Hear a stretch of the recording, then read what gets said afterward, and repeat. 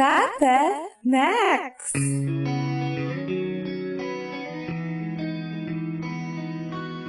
Okay, let's move on to Sir Max. At first question mo, Sir Max, how do you keep each member of the team involved and motivated? Kasi mukhang kilala ka sa pagmo-motivate ng tao eh. Okay, for our team, how do I keep them involved is by giving them little tasks within the shift, like getting appointments, giving them accountability with their teammates, like gisingin yung kailangan gisingin kung naantok man siya, a little tap on the back or tapik sa upuan, and of course giving them how to keep them motivated is giving them their needs. Of course, in a team, syempre kailangan natin ng relationship.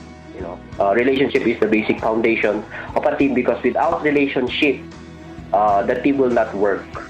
Right? And of course, keeping them motivated is like also understanding besides their basic needs within the company, and also outside.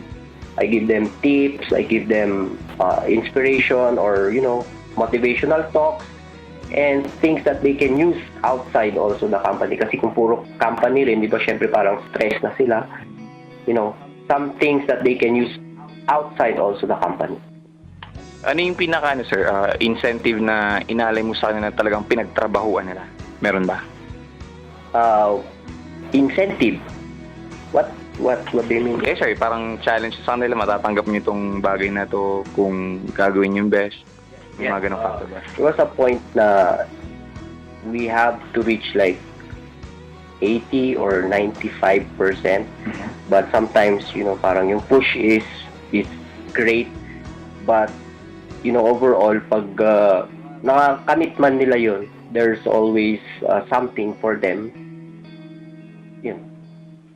So talaga pinaghihirapan nila? Oo, kailangan nila talagang paghirapan. Kasi they have to prove kasi mahirap din yung one time, tapos kinabukasan or the next following days or the next following month, bigla na lang sumablay, or it's hard to keep up with the consistency. So parang syempre kung kailangan may goal, diba, all out effort dapat para ma-reach yung goal. At the same time, the prize is waiting.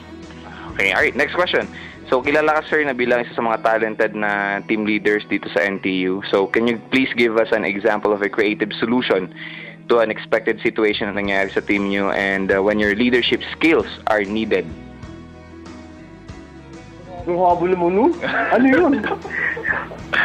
Ulit. Okay. Give an example of a creative solution na kung saan biglang may mga unexpected situation na nangyari sa team, and with your talent as a leader, na ipakita mo na isa kang leader dun sa unexpected na situation, and you made a good solution for it. Sa tagal ko rin na naging team leader, marami na rin nakalipas at parang hindi ko na rin maisip. Sa dinami-dami, yung parang tayo pa noon, dami tayong nangyari sa buhay natin. It's like parang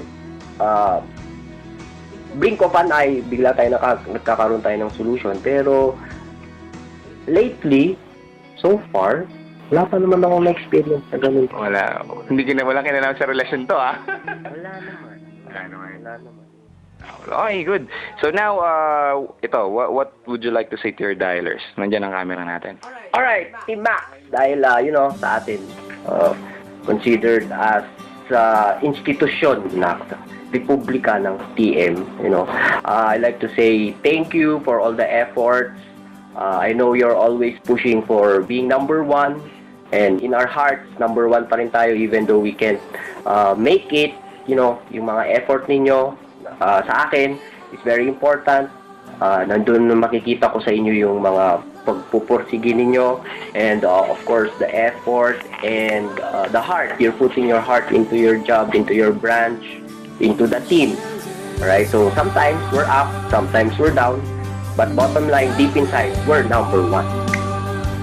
Thank you, Sir Max, and have a great day.